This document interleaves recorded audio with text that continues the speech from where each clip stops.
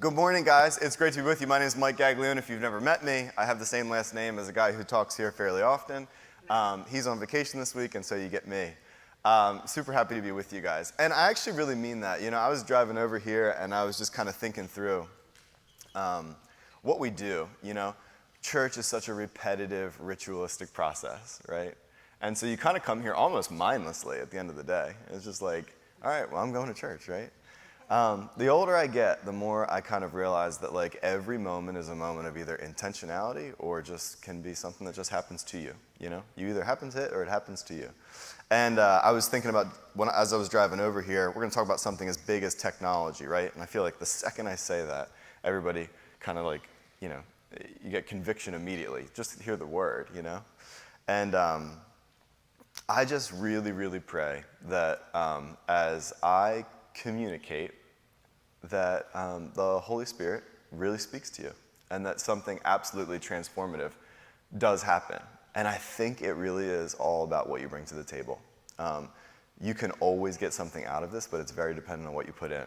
So I just say that because I think we want to really, we just really want to steward this time well.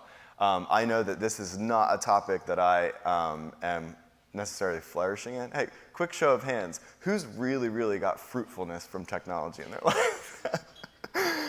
It's not an area that I'm totally flourishing in, but there is a bunch of truth for us to learn. And I think that we can really, really live beautiful lives, like it says in 1 Peter, if we can do this well. The series that we're in is called Breaking Free, and we've talked about a bunch of different like dimensions and spheres of life that we've been breaking free from. I got to talk 2 weeks ago about breaking free from religion. And the whole point of this is like moving from barrenness to fruitfulness. What are the areas in life where we just don't see, there's no reward, there's no richness, and how can we kind of move from that area to an area where there's actual real fruit, the peace, love, joy that kind of transcends, and also the gift that we can be to others? How can we move from barrenness to fruitfulness? And then today we're talking about technology. And like I said, the second I say that, it's like everybody's like, no, please, I don't want to talk about technology. I just want to kind of clear the air and say, I get that this is kind of a big theme, a very pervasive theme in everybody's life. And I don't know that anybody would actually say, like, I'm managing technology in my life very well. I was laughing as I was putting together this sermon because I was thinking back to probably January, February. My dad came up and visited me in New York, and we did a bunch of stuff during the day, and we came home, and then he said, you know, Leah's been telling us we should watch this show, The Queen's Gambit. Anybody seen this show? Great show during COVID, all about chess. And so I go, all right, throw it on. I don't even watch any shows. I don't have any of those subscriptions. I literally don't watch TV. And he threw it on, and we watched the first episode, and I was like, wow, this is just like beautiful storytelling, and I love the culture of chess. Like, I thought it was amazing. And so I was like, play another episode. And so we go for episode 2. And then I wanted to do 3, but I was like, we got to go to bed. The next morning we woke up, we did a whole bunch of stuff, and we came back home, and we're like, maybe one more episode. So now we're on episodes 3 and 4. And then he goes home, and I went to work the next day, and I couldn't wait till I could get home to watch episodes 5, 6, and 7. And so over the course of 3 days, I watched 8 hours of The Queen's Gambit. And that's not even the bad part. What's bad is I really, really fell in love with chess and chess culture and stuff. And so I downloaded the chess app. If you haven't played the chess app, you can digitally basically play anybody in the world. And so, you know, I played a couple games, and the game that everybody plays is called Blitz, and it's 5 minutes. So it's like adrenaline pumping. I mean, this sounds ridiculous when I'm saying this to you guys now. But it's like your heart's beating and you're getting like a dopamine hit. You got 5 minutes, it's all intuition moves, and it's like crazy. And so I find myself like literally playing an hour, 2 hours a day. I'm at work playing, I'm going to the bathroom playing chess. And I'm up at night playing chess against like literally Australians and Chinese kids and like everybody all over the world. I'm playing chess at 3 o'clock in the morning, game after game after game. And I'm coming into work the next morning. I got like 8 o'clock conference calls with like bloodshot eyes. And I'm sitting there like, people lose their businesses for like cocaine addictions, or they cheated with their secretary, or like alcohol. I'm gonna lose my business because of a chess addiction. Because I can't stop playing Kids in Australia at 3 o'clock in the morning. I say all that to say, this isn't an easy thing for us to manage. And I've built strategies into my life to make sure that stuff doesn't happen, and it still does. But the last thing that I want to do is kind of beat anybody down with some type of like paradigm of this is the rubric for success with technology, and this is the way you should live your life. Because I don't really think that, so much of our culture today is basically when I present a lifestyle to you, it's an accusation against yours. Does that ring a bell? It's like every single time that we communicate some kind of flourishing, then that's an accusation against somebody else's life. And I just don't care to do that anymore. I think that it's not an accusation. Like all of the gospel, it's an invitation. And the question that we have to ask ourselves is, how can we move? If technology has created any barrenness in our life, how can we move that to fruitfulness? You guys know that technology is neutral, right? Nuclear power can turn the lights on in a whole city. It can destroy a whole city. Social media can connect you to a person on the other side of the ocean. It can disconnect you to the person laying right next to you in bed, right? Technology is neutral. It's the directions to which we use technology that can lead to barrenness or fruitfulness. And so what I want to do for the short time that we have is actually just talk about the vision for our lives as believers, and then map technology onto it and say, can we reconcile these things? I do firmly believe that there's a way that we can use technology to move towards fruitfulness. I think that there are great ways to use technology, but we have to be very mindful of the ways that we can move towards barrenness. And so all I want to do is go through 3 ways that technology can lead to fruitfulness. And I want to explore that by looking at Romans 12. Very, very familiar verse. So familiar that you probably won't hear it in any kind of new, fresh way. But I really, really hope that you do, because it's so important.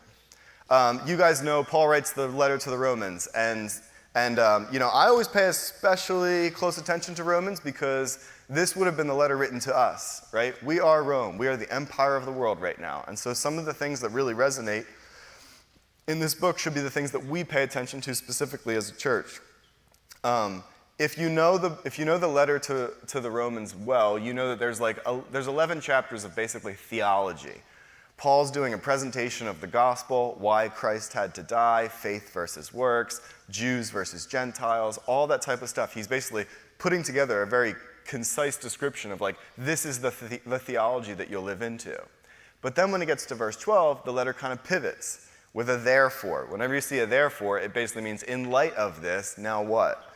And so chapter 12 of Romans, verse 1, it says, I appeal to you, therefore, brothers, by the mercies of God, to present your bodies as a living sacrifice, holy and acceptable to God, which is your spiritual worship. Do not be conformed to this world, but be transformed by the renewal of your mind, that by testing you may discern what is the will of God, what is good and acceptable and perfect. Some of you, if you have the NIV translation, it might say, do not be conformed to the patterns of this world, but be transformed by the renewing of your mind. And so I just want to hold this here, this idea of becoming a living sacrifice, because we need to get the vision of what we were supposed to live like. I just feel like today the vision that we have for our lives is so low, and technology has been a huge contributor to that. What is the vision? And it says here, we're supposed to be a living sacrifice. Now, when I first heard that, I grew up in church, so people would say that, and I'm like, all right, living sacrifice sounds kind of creepy, but I'll give it a shot. But it's too abstract, right? You have no idea. And so the funny thing is, no one ever pointed this out to me. He actually goes through exactly how to do it, starting in verse 9. Let love be genuine. Abhor what is evil. Hold fast to what is good. Love one another with brotherly affection. Outdo one another in showing honor. Do not be slothful in zeal. Be fervent in spirit. Serve the Lord. Rejoice in hope. Be patient in tribulation. Be constant in prayer. Contribute to the needs of the saints and seek to show hospitality. And the list goes on and on and on and on all the way to the end of the chapter. If you want to know what it looks like to be a living sacrifice, literally you just read Romans 12 and you'll be good. You wake up every morning and just read Romans 12, you'll know what you should be doing every day to be a living sacrifice, and you will be transformed by those acts. Because this is so deep and so complex to unpack, I just want to take the first 3 things that I see on that list and talk about them in the context of how we use our technology and see if it kind of gives us any insight. For those of you who take notes, I've called this 3 ways technology leads to fruitfulness. The first verse that I want to talk about is verse 10. Love one another with brotherly affection. That's it. Love one another with brotherly affection. If you will be a living sacrifice, you will be loving one another with brotherly affection. And so this kind of leads us to the first rule of technology. And if you ever come across Andy Crouch, basically this entire talk is just ripped from Andy Crouch. I have no new ideas in this entire sermon. Every single thing is stolen. And the reason is because this guy's researched for his entire life how technology should be integrated in our lives. If any of you have a family, Andy has an unbelievable book called The Tech-Wise Family, and it's about how to incorporate technology into the life and rhythms of your family. And all of this is basically found in that book. I have kind of 5 years ago, I read it. It transformed the way that I integrate technology into my life. And so all this is, I'm just reading Andy Crouch for the rest of the service. Point number 1, technology leads to fruitfulness when it helps us bond with people we've been given to love. It leads to barrenness when we end up bonding with people at a distance, like celebrities whom we will never meet. I am so interested right now in how to love people well. It's just been a thing. It's been a theme that's on my mind all year, starting from literally January 1st. I was like, loving people well is challenging. How do we do it? And I think technology can hinder the process of loving people well. And the reason is because we're spread very thin, right? With digital relationships, everybody can go a mile wide and an inch deep. I think that the Christian is basically in revolt against this idea that our superficial digital relationships are the relationships that we should hold. I have been, you guys are going to get basically G.K. Chesterton quotes all day today because I am, unfortunately for you, reading G.K. Chesterton's biography. And I read it all this week and basically just took quote after quote after quote after quote. So that's all you're going to get for the rest of the sermon is Andy Crouch and G.K. Chesterton. But listen to what G.K. Chesterton said, and then let me explain this. He says, a man and a woman cannot live together, talking about marriage, a man and a woman cannot live together without having against each other a kind of everlasting joke. Each has discovered that the other is a fool, but a great fool. This largeness, this grossness and gorgeousness of folly is the thing we all find with those who we are in intimate contact, and it's the only enduring basis of affection and even respect. When I read this, I was like, it just totally transformed the way I thought because I always was like, man, the problem with loving people is people are such fools, right? It's just impossible. And GK flips that on his head. He goes, no, it's because intimacy reveals the fact that we are all such fools, and nothing does that better than marriage, right? I mean, you go into marriage and you're like, this is going to be amazing, and 6 months later you're like, this is not amazing. And I mean, I've seen all my friends walk through this process, and it's like, what is the process? And you know it yourself. You're like, man, I idealized this person. I knew that I was a fool. I was just hoping that she wouldn't find out, right? But you did the same thing to her, and then here you are, and you both, at some point, if you're ever going to arrive to any contentment in marriage, you're going to look at each other and say, you're a fool, I'm a fool, let's ride. Let's do this together, right? That is literally, and this is why I love what he says, it's the only enduring basis of affection and even respect. The idea is without actually getting into intimate environments with people, you can't actually develop a real, true affection for them, and you can't even respect them. I am so sick of, and it happens in church all the time, some pastor gets on stage and is like, we just want you to know if you're here, we love you. And I'm like, that's too flippant, man. Love is a hard thing. You can't just love anybody that walks in the door abstractly. Love comes from intimacy. When you actually do engage with somebody and you find out that they're a fool, just like you, and you begin to foster this environment. Now look at our technology that we have. Look at the way we loosely hold our relationships, the way we live in isolation, right? You have 1,000 Facebook friends, right? How many of them have you discovered are a fool? Well, honestly, because of their comments, probably a decent amount. But seriously, how many of them do you know on an intimate level, and how have you actually discovered the foolishness, and has that actually created some love and affection and respect? Have you gotten to that level with people? We hold way too many of these superficial relationships, and it's usually at the expense of deep intimacy. And sometimes, like Andy said, we know way too much about the lives of people that we will never meet. Sometimes we know more about the dating relationships and the habits of influencers on Instagram than we do know about people in our own family. And that is just not going to lead to fruitfulness. It will lead to barrenness. And the biggest thing that will emerge from that is loneliness. That is the biggest thing that will emerge from that. When you have relationships that are a mile wide and an inch deep, you will live a very, very lonely life. Number 2, we're going to go with the next sentence. We just did love one another with brotherly affection. Listen to this one. This was the theme of my year in 2019. Outdo one another in showing honor. Outdo one another in showing honor.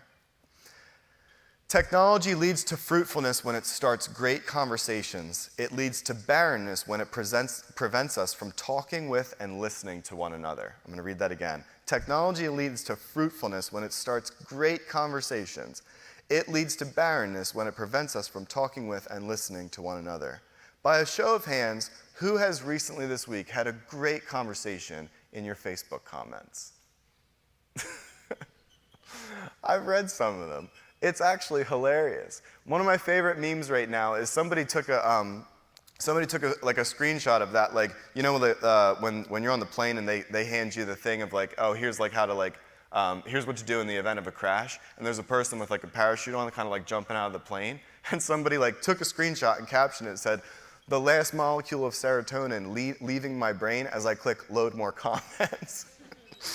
And I look at this and I'm like, man, the conversations that we are having, are they honoring? That's the real question. Are they honoring? The conversations we're having in technology, are they honoring? I cannot stress the importance of this enough. I really do feel like the theme of my life, and I would love if the church kind of embodied this theme as a whole, is honor. Because we live in an age of contempt. I don't know if you guys are familiar with Malcolm Gladwell's book, Blink. But the opening of that book is fascinating. There was a study done at a major university where they found, basically, they could look at a couple having a conversation. They said, we want you to talk about an issue that is somewhat divisive. The couple sat down and they would talk about the issue. And they could, just by reading the facial expressions, they had a list of 30 facial expressions, and they just checked off if they ever saw these facial expressions. They could predict within 7 years whether that couple, with 90% accuracy, whether that couple was going to be divorced or not. And the whole idea was people get divorced when they show contempt for each other. The opposite of honor is contempt. Holding people in contempt is basically thinking lower of them than yourself. And so the reason that Paul talks about this, right after he says love one another with brotherly affection, he says outdo one another. It's one of the only times in the Bible that holiness becomes a competitive thing. You should beat the person next to you at honoring people. How do we honor people with our technology? And I really, really have to ask the question, with the way that our presence is on social media, especially as believers, do we have honoring conversations?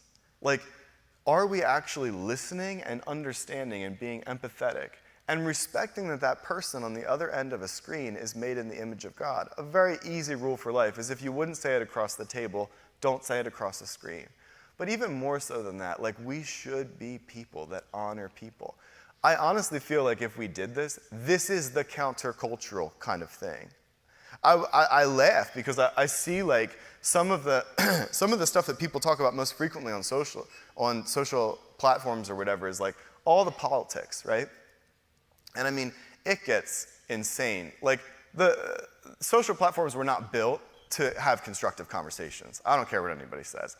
Somebody literally posts, "I really like oranges." And then the next person posts, "Oh, okay, so that means that you must hate peaches. And you also didn't mention pineapples and bananas and strawberries. Educate yourself." That's basically like the conversation of every single social media post, right? That's not the place where constructive conversations seem to happen, and it's not very honoring. I've looked at our political posts, and I'm so interested at like where the faith of people is in the gospel. To take one stream of the whole thing, it's like everyone these days in the Christian community seems scared of socialism and like government overreach. And I'm like, and there's all this people just coming at each other, like, and there's like crazy amount of defensiveness, and just the conversations we're having aren't honoring, and it's just fight after fight after fight. And I'm like, you take a step back, and I'm like, do you think Jesus would ever leave a Facebook comment? Like, if you seriously just think about it, you think Jesus would ever, could you imagine Jesus, creator of the universe, being like, well, Nancy, ... I'll show her. I mean, it's totally ridiculous. And the things that we're even talking about, they're just not even gospel things. We're so wrapped up in politics. It's incredible. I mean, you would think that the Bible said, Jesus sat there and said, I will build my church, and the gates of hell will not prevail against it. Asterisk. Unless, of course, there's socialism in the government, in which case it's going to be really hard to build the church or do anything, right? It seems like that's the new theology that we believe. And I'm like, guys, Jesus was born into, not socialism, into dictatorship. There was an emperor who did whatever he wanted, and the church exploded. And if you want to be really honest, we've lived through about 200 or 300 years of really, really great democracy like the world's never seen, and the church and the passion and the energy of the church in the West is in absolute decline. If I had to make a case and argue on a platform which government system is better for the church, I'd probably pick socialism. I'm not saying I want it, and I'm not saying it actually really would be good for us as a people, but what I'm saying is, do you understand how meaningless that is in the realm of what we do with the gospel? I mean, we're talking about the Afghan church right now where they're going door to door and they're shooting people who are Christians, but the Afghan church is one of the most thriving and emerging church movements in the entire world. And we come and basically we preach sermons on, hey, how can you reduce your screen time? It's a very, very different game. We're arguing about all the wrong stuff, and we're not honoring people. If you want to radically change people with the gospel, in a culture of contempt, you will show a ridiculous amount of honor to the people that you interact with on a daily basis.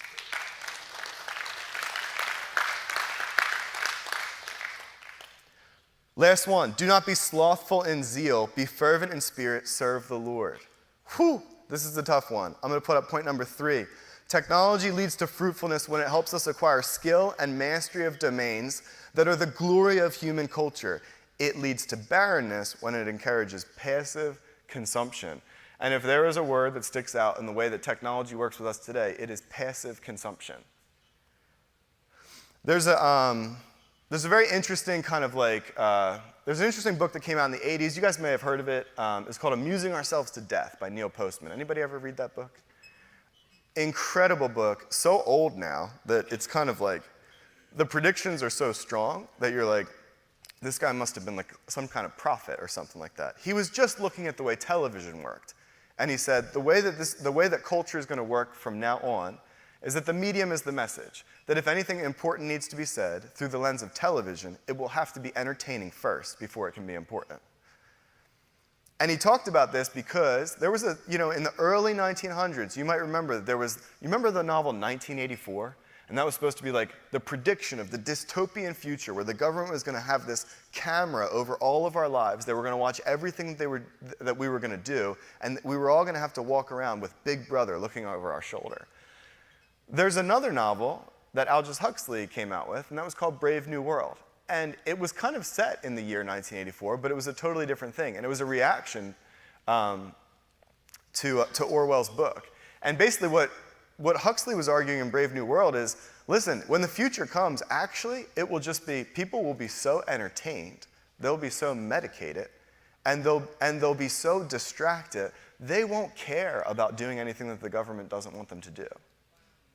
And this is an excerpt from Neil Postman's book. In the intro, he said this: what Orwell feared were those who would ban books. What Huxley feared was that there would be no reason to ban a book, for there would be no one who wanted to read one. Orwell feared those who would deprive us of information. Huxley feared those who would give us so much that we would be reduced to passivity and egoism. Sound like today? Orwell feared that the truth would be concealed from us. Huxley feared the truth would be drowned in a sea of irrelevance. Orwell feared that we would be a captive culture. Huxley feared we would become a trivial culture. In 1984, Orwell added, people are controlled by inflicting pain. In Brave New World, they are controlled by inflicting pleasure. In short, Orwell feared that what we fear will ruin us, but Huxley feared that what we desire will ruin us. This book is about the possibility that Huxley, not Orwell, was right. And honestly, you read Neil Postman's book, you couldn't agree more. I mean, we just live in an age of distraction. And I think some of the burden and the pain that we actually should feel, the loneliness that we should feel, that technology has separated us from each other, the way we would feel about the way we act to each other, a lot of that is really numbed because distraction is just a second away. I can't believe the way that we absorb information at this point. I scroll through Instagram, I do 2 or 3 minutes, and I gotta put it down because I can't watch an Afghan mother hold her baby to a soldier saying, take him because I'm gonna die tomorrow, and the next one is a wine tasting of my friends in Montauk. I just can't scroll through stories like that anymore. But the reality is we live our lives and we consume this information on platforms that are primarily meant for entertainment, and it leads us to endless distraction. This is important because going back to the verse, it says, do not be slothful in zeal. And I think if we're honest, technology has a huge capacity to reduce the passion in our lives by distracting us. G.K. Chesterton has another amazing quote. He says, meaningless does not come from having too much pain, it comes from having too much pleasure. And if you walk that out in your life and go through the rhythms and patterns of how you live your life, you will find that most apathy, most meaningless, all the things that were most meaninglessness, the things that we feel desensitized to, they're because we just absorb too much pleasure on a daily basis. In light of these 3 things, does technology help us love with brotherly affection? Does it help us outdo one another in showing honor? Does it help us foster a passion and a zeal to serve the Lord? I think the answer is actually yes. I probably don't sound like that because it can sound so horrible. But I think the answer is yes, because just like everything else, it's always about how you actually manage it. And the reason the reason I start with Romans 12 is it's basically like, what is your vision for your life? What's your vision for your life? Because if you know anything in the world today, if you are passive and unintentional about the vision for your life, someone else has a really strong vision for how you should live. Apple, Facebook, Google, they've got strong, strong vision. I was riding Central Park with my friend Will, and he's been very into the idea of how to focus at work and just be like a more focused and intentional person. And so there's all this scientific research that if you wake up in the morning and you look at the sun, then like that actually helps you focus. Like something in your eyes and like our DNA is just oriented to like look at the sun. If you go for a 20-minute walk in the morning, then that actually like helps you kind of like center yourself or whatever. Don't have caffeine until 9. That doesn't work for me, but it works for him. There's like these rules and kind of rituals. And one of the things he does is he's like, after a certain time at night, my phone just isn't in my room. And technology, like he has to ease off technology to sleep well. And it was funny because he was like, yeah, he said, it is funny because sometimes I sit back and I think there's a massive amount of self-deception needed in this to make it work. I'm going around creating all of these nudges to basically just keep myself from doing these things. There's a massive amount of self-deception. And we're riding and I said, you know what? The reason there's a massive amount of self-deception is because there's so much deception on the other side. We really, really need to develop strategies of how to use technology well, because here's what I can promise you. Tomorrow morning at 8 a.m., there are going to be tens of thousands of people walking in to apps and huge technology organizations, and their entire job is going to be to get you on more screen time. Their entire job. I place ads on all kind of digital channels, and I was on a call with TikTok recently. We had a client who was thinking about placing ads there. And so I was just kind of like, we were doing like a discovery meeting with them, talking. And the salesperson for TikTok he's like, well, you're going to love TikTok. And I was like, oh, great, I bet you I'm going to love TikTok. He said, you're going to love TikTok because Instagram, Facebook, the average user is only on for 35 or 40 minutes a day. But our average user is on for 2 hours a day. So this is what he said, we're really excited about that, and we're doing everything we can to get that number higher. There's no shame in it, right? And I don't even care. It's a business. Like, whatever. It's like McDonald's when they're like, hey, guess what? Our new Coke is 90 ounces. You can drink it if you want. Like, I'm not here to tell you how to live your life. But I'm just like, guys, That person is in a room with an entire team that is thinking, listen, the average teenager is on this for 2 hours a day. How can we get that to 2 hours and 15 minutes? I don't even blame them for their business. What I'm saying is, if you can't sit in a room with your family and develop a strategy like they are, then that's crazy, right? Andy Crouch has basically outlined 5 amazing ways that we can do this. There's more in the book, but these 5 are the ones that I've actually held pretty close to home. And by the way, when you're looking at this, I just want to say this. To speak Christian, all these really are is the spiritual disciplines that have been around for 2,000 years, kind of repackaged for us. So spiritual disciplines of like solitude, silence, fasting, community, right? That's all these things are. But put in this way, through the lens of technology, I think these are amazing truths that we can discover. Number 1, we create more than we consume. This is a tough one, but has been amazingly rewarding in my life. Now listen, before you think this is absolutely crazy, it doesn't mean if you read War and Peace, you must also write War and Peace. What it means is, if you're going to watch a movie for 2 hours, maybe you should do something else where you're creative for 2 hours. We create more than we consume. We take regular electronic breaks. This is called fasting in the history of the church. We take regular electronic breaks. Andy recommends, and his family does, 1 hour a day, 1 day a week, 1 week a year. So 1 hour a day, that could literally just be dinner. When the family comes to dinner, there are no phones at the table, right? That's not that hard to do. 1 day a week, Sunday's an amazing day to do that, right? Just put your phone on airplane mode or just turn off notifications for that day. And you will just be so surprised at the richness that you'll be able to develop in integrating yourself into community. 1 week a year. Okay, that's hard. Listen, Andy is really funny because this is everything he writes. He is so real.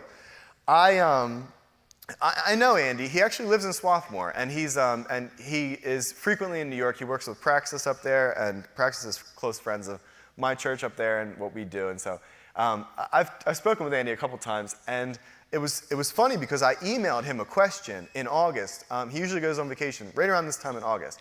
I emailed him a question because I was trying to figure out something for a sermon. I said, you said something like a couple years ago or whatever, and I'm trying to get it right. I sent the email. And I got an auto reply, and his auto reply said this. This was the subject line. He said, unfortunately, I will never read your email. It wasn't an out-of-office message because he said, later when I was talking to him, he said, if it's an out-of-office message, all I did was all I did was push off the things that I have to get to for 7 days. But if I'm going to take real rest, when I go on vacation for that week, I will just make it so that when I come back, it's as if nothing happened that week except my rest. And so every single email that's sent to him has the same subject line. Unfortunately, I will never read your email. If this is vitally important, please send me another email on Monday next week.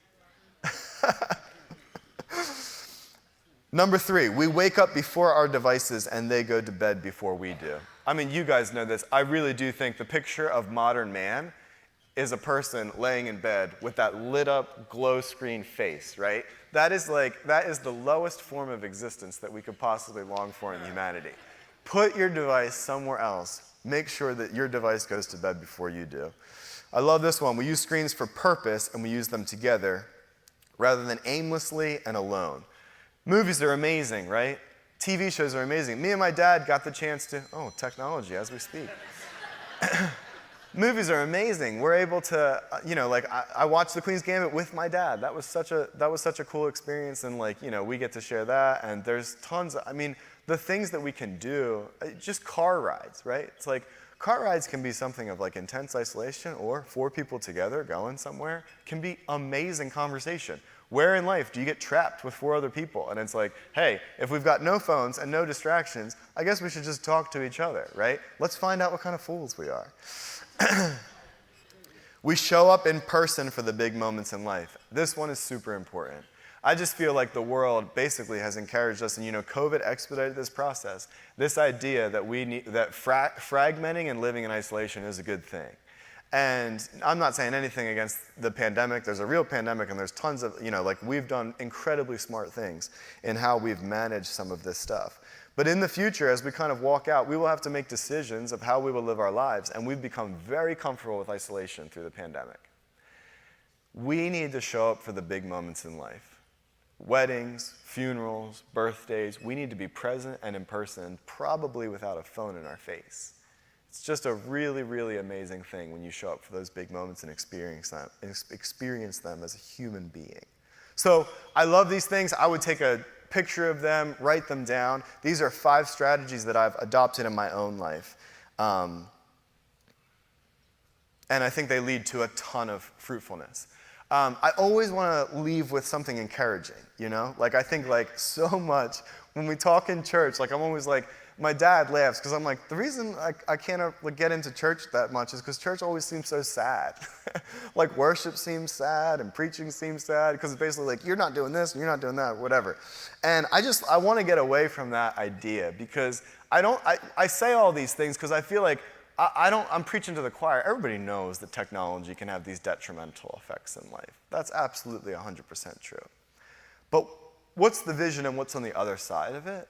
And on the other side of all these strategies and disciplines is just joy, right? I mean, look at what you really want from your family and then map on your behavioral patterns of the technology used this week. They probably don't align, right? But hold fast to the vision of what you do want with your family. Relationships, husband and wife relationships, friendships, all of that type of stuff. Like, what is the vision? And the vision is on the other side of that. We were meant to experience deep intimacy and joy together in community. I've recently just embraced this idea of limitation. I think it's kind of the best way to live. And it's funny because the world doesn't preach this very much, right? Most people are like, hey, live your truth, walk out in whatever seems to feel good, have a flexible way of living where you can just kind of step into one thing. If you don't like it, step into another thing. Sexual freedom, the list goes on. Freedom is like such a big word. And Christianity has a different kind of freedom. It's the freedom that operates inside of a box. You know how the game of basketball exists? Because there's an out-of-bounds line. There's no basketball game unless you have boundaries, right? There's no football game without an end zone and the out-of-bounds lines. And I love this. G.K. Chesterton was talking about this. I'm just going to keep talking about G.K. Chesterton. G.K. Chesterton was talking about this. He said, you know, the idea of limitation creating joy, that joy is on the other side of limitation, that limiting ourselves, whether that's in technology or any area of life, joy being on the other side of that, he goes, that's not even a sign of maturity. That's something that kids know when they're little. That's like the intuitive nature of a human being. This is why you don't need to teach kids the floor is lava game, right? You don't need to come over and say, listen, I got an exciting game for you to play. I know you're not really thinking of it, but if you act like this chair is the only place that you can be, and then the only other place you can jump to is that table, and the whole floor is lava, you're going to have a good time. You never have to explain that to a kid. A kid literally walks around and goes, I think I'm going to limit the entire world to just chairs and tables, and I'm going to act like the floor is lava. And why do they do that? Because it's so much fun. It's so much fun. And I feel like that's kind of the approach that we should have to this, is we're not limiting ourselves in all of these ways so that we can kind of like beat ourselves down and try and like just grunt our way through existence. We're doing this because on the other side of this is a richness and joy. I go on silent retreats twice a year. It's funny because everybody says, oh my God, that's crazy. What is that like? And I'm like, it's not that big of a deal. You literally just turn your phone off and go 2 days somewhere. It's really not that crazy. But I've just found so much richness and reward in just planning out my year, and I'm able to write things that I'm thankful for, intentions that I have for my family, ways that I want to live my life, rhythms and patterns that I will have. Because there's no distractions, even just for those 2 days, I am so set up for success for the next 6 months. It's incredible. And I would never not do it because it's hard. Like, now that I've seen the other side of it, I'm like, the only thing I really care about is making sure I do those silent retreats, because once I do them, everything else in life kind of falls into place. There's joy on the other side of this. Because I plan things on my silent retreat, I can do things like, I can intentionally plan bike trips with my dad, dinner with my mom, things, rhythms I have with friends, trips that I'm going to go on, times that I'm going to preach or teach here, or even just be around this community. Like, all of those things really just come from that. Fruitfulness really just comes from basically turning off these devices and being intentional. I know we're kind of close to time, but I'm just going to share something that really has been on my heart in general. And I don't even know if it's like technology, but it just kind of related to this whole idea of like the way that we live our lives and joy being on the other side of all the things that we kind of consider difficult. I reread The Great Divorce by C.S. Lewis, and I don't know if you know the story, but he basically creates a little allegory of the dichotomy between heaven and hell. And so these ghosts who are in hell, former people who have gone to hell, they're just ghosts. But they can come and they can ride the bus and they can tour heaven and see if they want to stay. And it's an incredible book because throughout the process you realize that like most of these people, when they get to heaven, these ghosts, they don't actually want to be there. They always want something else plus heaven. They want to keep kind of the thing that they've held on to. And so you might get somebody who he's kind of like, he wants to make sure that he's still a big shot in heaven. He's a government official or something like that. You get people who you get a mother who basically is like, I want to make sure that that my son is here. And, we're like, well, we can't answer that question, but do you want to be here? It's like, well, I won't be here without my son. And C.S. is making the point, you could even put something as good as mother love over something like God and enjoying him forever. And so these ghosts have made these choices, right? The last ghost that C.S. Lewis gets to is this ghost that is a dwarf ghost. He's very small, but he's holding on a chain some big actor. And so it's almost like a ventriloquist. When the dwarf ghost speaks, it's actually the actor that speaks. And what you find out through this story is that this is a man who has idealized love, and romantic love especially. And his romantic love, who's passed away and actually lives in heaven, comes to meet him after he gets off the bus. And they have this kind of exchange. And basically, she's like, I'm so happy you're here, and I want you to walk into the fullness of all that heaven has to offer. And his big question to her is, do you still love me the way that you did on earth? And she goes, it's not going to be the same. It's different now because now we've experienced so much more joy and we know what real love actually is. I love you as a person, but we won't ever have that romantic love. And he starts freaking out, and he's basically like, you never loved me, and romantic love is like and so he kind of like, you're starting to see he has this idealism. But she gets down to the dwarf ghost, he's literally this high, and she gets down to him and she goes, Frank, look at me, look at me. And it says that she shared an inside joke with him, something that only they shared, that the actor that he was holding onto the chain had no idea about. And for a second, a smile kind of crept on his face. And you turn to the next page and a new chapter starts. She's trying to convince him to come in to heaven. And the line C.S. Lewis said is he said, I don't know if I've ever witnessed anything so terrible as that dwarf ghost's struggle against joy. And it was funny because the second I read it, it was just such a picture. I immediately felt so much conviction. I said, how many areas in my life, if somebody was watching from heaven, did they watch Mike approach anything, technology or relationships or any of those things, and just say, I don't know that I've ever seen anything more terrible than his struggle against joy. I just want to tell you guys, this is not something that we need to get right for the sake of being into some paradigm or box that will lead to some grudging fruitfulness. Everything that we do that is counter to the way that God designed us to be is literally just some revolt against joy. It's our struggle against joy. And the longer we spend as that little dwarf ghost who's basically trying to hold on to the one thing, we're never going to enter into that.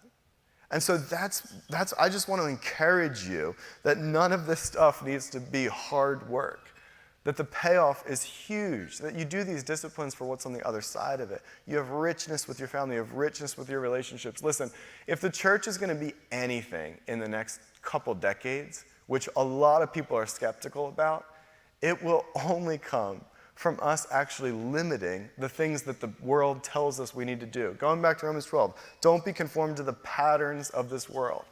Are there quite a few patterns, and is technology not a pattern of this world? I laughed at that Best Buy commercial when they were like, they were talking about how the new technology is always here and everything else is like outdated. So the guy's bringing a 3D TV into his house, and a truck pulls up and it says 4D TVs, and he's like, what?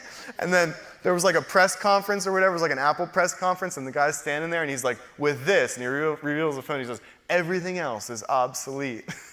and the person in the audience goes, I just bought this. It's like one of the patterns of this world is this idea we need to embrace technology and move at the speed of technology. And the church should just sit there and say, no, no, no. We draw the line. We want to love people with brotherly affection. We want to outdo people in honor. And we never want to lose our passion for the gospel and that this transforms people. I'm going to invite the worship team up. And I'm just going to say a quick prayer because I think we need prayer in this. but I'm going to pray, and then we're just going to sing one more song. Father, I just thank you so much that you have just graced us with a beautiful way to live, and you've provided you've provided us with a rule of life that is actually that leads to joy. And so, God, we just pray that we would honor you with the way that we use technology. We pray against the patterns of this world, the things that influence us. We want to walk close with you in your supernatural ability, Holy Spirit, with your power to give us the urgency in this, to love people with brotherly affection, to outdo each other in honor, to never lose our passion for the transformative power that you have. We thank you so much that you've blessed us already, that we do have intimate connections in our life, that we have this family of believers in this room. God, we just pray that you would make us a city on a hill, that as the world gets slowly darker and more embedded into these patterns, that we would just be a light, that like in 1 Peter, we would live such beautiful lives that people would ask questions. So we thank you, we honor you, and we love you. In your name we pray, amen.